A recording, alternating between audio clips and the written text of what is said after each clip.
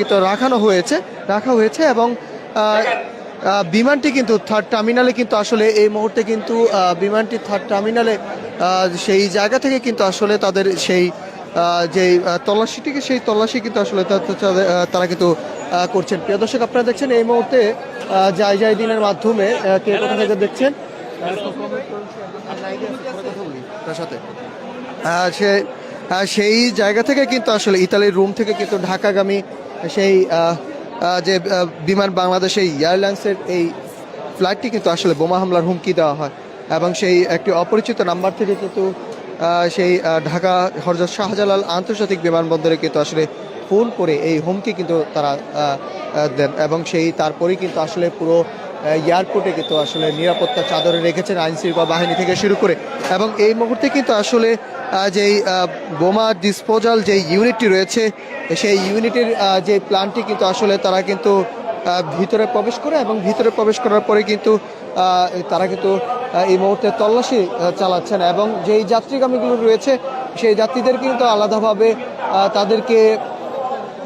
নিরাপত্তা বেষ্টনে রাখানো হয়েছে এবং থার্ড টার্মিনালের ভিতরেই কিন্তু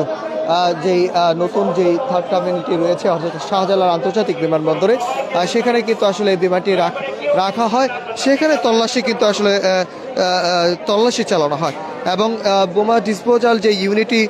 প্লেনের ভিতরে কিন্তু আসলে যে ভিতরের সিট, করিডোর, টয়লেট, ক্যাফেতে কিন্তু তল্লাশি চালাচ্ছেন এবং যাত্রীদের কিন্তু জরুরি ভিত্তিতে নামানো হলেও তাদের যেই হ্যান্ড ব্যাগেজ প্লেনেই কিন্তু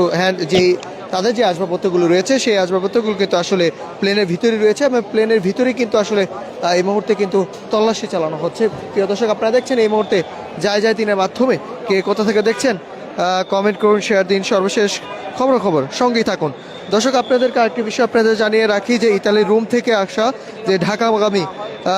বিমান বাংলাদেশ এয়ারলাইন্সের একটি ফ্লাইটে কিন্তু বোমা হামলার হুমকি দেওয়া হয় এবং একটি অপরিচিত নাম্বারে কিন্তু আসলে ঢাকা হযরত শাহজালাল আন্তর্জাতিক বিমানবন্দরে যেই ফোন করে এই হুমকি দেওয়া হয়েছে এবং এরপরেই কিন্তু আসলে যেই BG 356 নম্বর যে ফ্লাইটটি রয়েছে বুধবার সকাল 9টা 20 মিনিটে হযরত শাহজালাল আন্তর্জাতিক জরুরি অবতরণ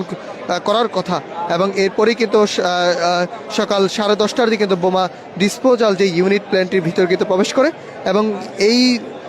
সূত্র কিন্তু আসলে বোমা ডিসপোজাল ইউনিট প্লেনের ভিতরে কিন্তু সিট এবং করিডোর, টয়লেট, ক্যাফেতে তল্লাশি চালানো হচ্ছে এবং যাত্রীদের কিন্তু জরুরি ভিত্তিতে নামানো হলো তাদের হ্যান্ড ব্যাগ